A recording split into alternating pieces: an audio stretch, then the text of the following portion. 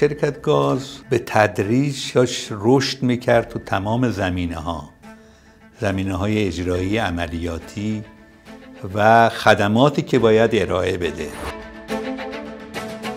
یعنی فازهای پارس جنوبی که میمد تو سرویس، کار اپریشن هر فاز، انتقال گاز و توزیع گاز همش به عهده چیه؟ شرکت ملی گازه.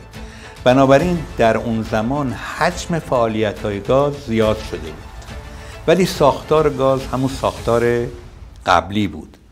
ساختار اجرایی به گونه‌ای بود که تمام مسئولیت‌ها و فعالیت‌ها برمیگشت به مدیر عامل و هیئت مدیره. یعنی هیئت مدیره شرکت ملی گاز از ساعت 7 صبح یا 8 صبح که شروع میشد تا ساعت 3-4 بعد از ظهر ادامه پیدا میکرد. اینقدر ترافیک کاری بود. علی‌رغمی که اون زمان تأسیس شرکت‌ها ممنوع بود، ما به کمک وزیر محترم نفت در اون زمان مجوز 10 تا شرکت گرفتیم که درست کنیم و اولین شرکتی که من درست کردم شرکت مهندسی و توسعه گاز ایران بود.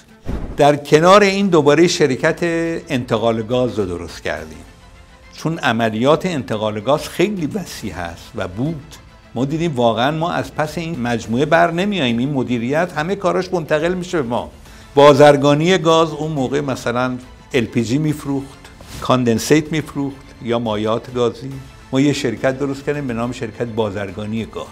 یه شرکت دیگه درست کردیم به نام شرکت ذخیره سازی گاز. چرا؟ چون ما یکی از معضلاتمون این بود که در زمستان گاز کم می‌بردیم دیگه. اومدیم یه شرکت ذخیره سازی درست کردیم به این نیت که از میادین مرده یا دیپلیت شده استفاده کنیم و گاز ذخیره کنیم در فصل گرما و زمستان خارج کنیم ازش استفاده کنیم. 2 تا میدان رو هم دست گذاشتیم روش که کار شروع کردیم. یکی میدان سراجه قم بود و یکی هم شورجه بود در خراسان.